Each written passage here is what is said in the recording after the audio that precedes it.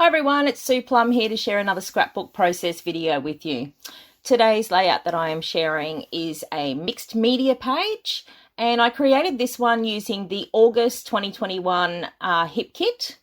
Now, I recently created another layout using this kit, so I still had it out on my desk and figured while it was there, I might as well make something else. So I'm actually documenting that photo of my daughter in the pool there. And the reason I chose this photo was because I wanted to focus on that ephemera pack, which is from Simple Stories from their Sun-Kissed collection. And it's full of bright, fun, summer-themed ephemera. I'm also using a HIP Kit Club subscriber cut file, which was also released in August 2021 to go with this kit, and it was designed by Kim Watson. Now I'm pulling in some things from my stash to pad out my kit. So I've got some tissue paper, a flare button from Cocoa Vanilla Studio, a little packet of sequins that I found. I've got that little Hessian heart from Charms Creations. I pulled out some wood veneer, and I also had some leftover stickers from Cocoa Vanilla Studio. And I just thought I would pull these things in, partly to pad out the kit, but also because I'm trying to make a concerted effort to use up some of the things that are left over in my stash. So I figured, well, if I can pull a few things into this kit, it gives me a chance to mix some old and new and breathe new life into some things. So I'm also using a couple of Distress Oxides, and you can see there that I have got a piece of kitchen sponge.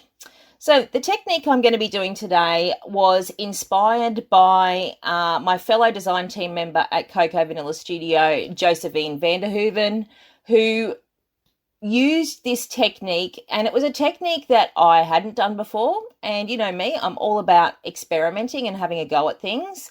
So this is the technique that Jo uses to apply mixed media to her background. She uses it for ink on her backgrounds, and I thought I'd give it a go and see how it worked for me.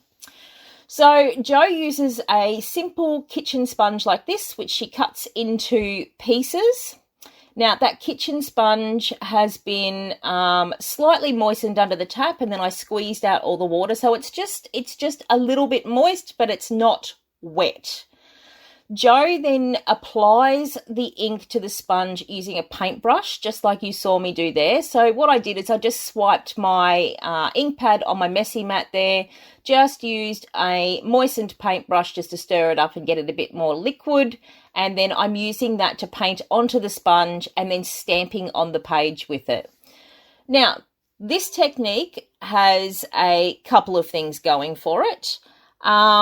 It does give you a lot of control in terms of where you place the colour on your page, which is great if you are a perfectionist or you have a very specific area where you'd like the colour to be, and you still want that sort of that random look to it, but really you have used control when you've applied it to your page.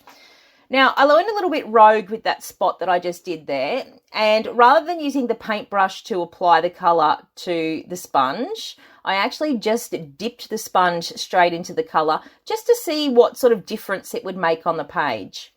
Now, you can see that it gave me a heavier application of colour in that spot, and that it didn't have that sort of, I don't know, that organic watercolory look that I was getting with that really light application with the paintbrush. So I thought, in order to be true to Jo's technique here, that even though I found it quite time consuming, because usually, you know, I do something that is fast and easy, it was quite time consuming, but I did like the result that it gave. So like I said, in order to be true to Jo's technique, I decided to stick with it to complete the background of this page. But I don't know if I did need to do a smaller area. Now I know Jo generally has a smaller area of mixed media on her background, and given that this was a large background, it might not have been the right page to try it out on. But nevertheless, I did give it a go, and yes, I was happy with the result. So you can see that I'm now layering a second colour. So that first colour that I went in with was called Salvaged Patina, And then I went in with a bit of Salty Ocean over the top because I was really looking for a mix of the two colours just to sort of mimic the colour of the pool water in the background of the photo. So as I said, I don't know how often I would actually use this technique. I did like the way that it looked on the page, but if I was wanting to cover a large area like that, I would probably choose something else. So, getting on with my page. I've set my background aside to dry now, and I'm just going to leave that dry as naturally as possible without having to use my heat tool. It wasn't overly wet, so I didn't really need to leave it sitting there for long. And then you can see I got really impatient and just rolled over it with a paper towel to get rid of the excess moisture. So there's that cut file that I was talking about. As I said, it's called Target. And I thought this was a great opportunity for me to use up some of the coloured cardstock that I have in my stash because I rarely use coloured cardstock anymore. Is anyone else like me? Do you have this huge stash of coloured cardstock and don't really use it anymore? Do you still use coloured cardstock? And if you do, what are you using it for? Because I really need to get in and use up some of this coloured cardstock, or it's just going to sit here and continue to gather dust. So I thought I might as well cut the cut file from the coloured cardstock. I chose that deep blue to sort of tie in with the colours that I was going for on this page. And then I chose a couple of the papers from the kit just to add some torn paper layers in behind my photo. If you've been watching my videos, you know that I do love to tear paper because it adds that textural layer on your page. You can go through, you can ruffle up the edges with your fingertips. If you don't like the way it looks, just like you saw me do there, I just tore an extra bit off until I got it the size that I wanted. Now, I am actually using my T-square here just to make sure that I get those anchor pieces straight on my page, because I did choose, when I stuck the cut file on the page, I didn't want it sitting perfectly straight. I didn't want it sitting perfectly symmetrically, sort of in the middle of the page with all the lines straight. I did stick it slightly sort of off kilter and tilted to the side. So those lines from the cut file were actually visually sort of messing with me, and I needed to use my T-square to make sure that I was getting those anchor pieces straight on the page. Now, you'll see that I used one of my favourite tools there, which is my long-armed stapler, and this is one of my go-to techniques for attaching things quickly to the page. A, it saves me on using glue and tape, but B, sometimes I do staple my stack together independently from the background, and it allows me to move that entire stack around the page. But you'll see that as I go through with this one, rather than adding in layers of tape or squeezing glue in there, I just keep stapling. I just keep stapling things on there, stapling, holds everything on the page. It's quick, it's easy, it's cheap, it's not messy, and yeah, I love it. So you can see I'm using some of that aqua coloured tissue paper that I had pulled into the kit. I've just sort of roughly folded that just to give an extra layer behind the photo. And now I'm fraying up a little bit of gauze to add underneath the photo as well, just for that bit of added texture. I love the look of the fibres poking out from behind the photo. And quite often I like the fact that it provides that soft layer between the photo and the background. It's just another thing that I think helps your photo pop from the background. I've also got a bit of scrap cardboard in behind that photo, which just pops it up again from the background and allows it to come right forward to the viewer's eye.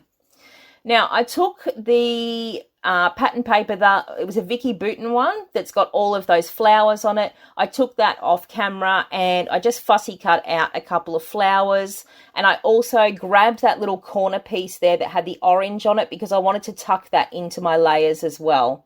So you can see that I'm just tucking that in behind my photo. I'm bending up the corner of it. I'm just using my pick and stick method there. I wasn't fluffing around. I thought I'm just going to put this one together in a hurry. So I'm just tucking in those fussy cut flowers. Don't look too closely at my fussy cutting if you are a fussy cutting aficionado, because I don't spend a lot of time doing it. It's not that I necessarily hate fussy cutting, it's just that I am an incredibly impatient person when it comes to putting together a scrapbook layout. And once I am in a roll, I like to keep going. I don't want to mess about with tiny details. So I've stuck in 3 floral pieces because I do like to create my embellishment clusters in 3s around that photo to frame it. And now I am going to fiddle around with pieces from the ephemera pack. Now I didn't fiddle around too long. I basically just dug through, and if they looked right, I stuck them on. I was going for a kind of a more is more approach on this, because when I did look through that ephemera pack, there's a lot of pieces there that I wouldn't necessarily use on another page, and I don't tend to, I had no other papers from this collection, so I'm only going to use it with this kit or with other papers that I dig out. And I just figured, I've got so much stash here, more is more. Just use it up, get it on the page. There's no use hoarding anything. I've got probably more supplies here in this room than I am ever going to use in my lifetime. Let's be honest. And new ones tend to come in all the time, so if I can use it, why not? So I chose that large piece that says Summer Fun as my title. I added 3 layers of foam tape underneath that because I wanted it to sit right up level with the photograph. So I've bumped up 3 layers, as I said, so it's sitting up nice and level. So it ensures that the title is coming up to the eye at the same height that the photo is. Everything else can work down in the background, but yeah, I wanted the title and the photo up high. Now, I've got the little heart embellishment, which is a handmade embellishment, as I said, from Charms Creations. That's in that sort of aqua, that teal colour there, that I've nestled alongside the photo. I've got various other little die cuts there. I've got an umbrella, a flamingo. I've got a life buoy ring. I've got, there's a little swimsuit there. And let's face it, I'm never going to use a swimsuit on another page. And it matched the colours, so on it went. Some little sunglasses. So as I said, it was just a case of using up as many of these pieces from this pack that I could on this page. And I think it came together pretty well in the end.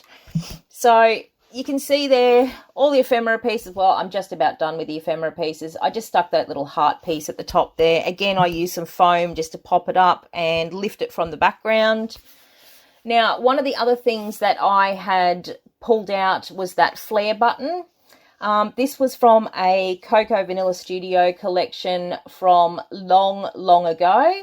From so long ago that it wasn't even sticky anymore. So I did just use my Helmer 450 glue to stick it down on top of that heart embellishment. I really enjoyed actually pulling in a few old bits and pieces to mix with this kit. It kind of, as I said, it breathes new life into old supplies if you can use them up with something new. Obviously, I was excited to use this kit because it was fresh. It's not something that I've worked with a lot. I've only done one other layout with it. And pulling in those few other little bits and pieces just gave me a bit more freedom. You can see I'm using the little packet of sequins that I had there. No idea where they came from. Found them in my sequins drawer. I figured, why not? They're blue. They'll go on this page. So on they went. So I'm just using my little nail art wax pencil there just to pick up the sequins and drop them onto the Scotch tacky glue that I've got in the fine line bottle. And there was no rhyme or reason to where I was placing these sequins. They were just placed randomly around the page. Now, on the background, I didn't mention, I used some clear stickers. They were also from Cocoa Vanilla Studio. I think they were left over from Boys Rule. I found this sticker sheet in my stash the other day, and I knew that I was going to try and use it up on some projects. And I thought the clear stickers with little words would work quite well on backgrounds of pages. So that was pretty much it. I didn't really do a lot else to this. I didn't even splatter on this page. Who even am I today? There was no splattering. I decided to keep it. It was pretty busy already. And the fact that the sequins were there, I didn't want to detract from the sparkly goodness that was the sequins. So I just added my handwritten journaling down in the bottom right hand corner, and that was basically it. So I hope you have enjoyed this process and listening to me ramble on as usual. If you have anything you want to see from me, don't hesitate to drop it in the comments below and I'll do my best to get something up for you. Thanks so much for watching. I'll see you next time. Bye.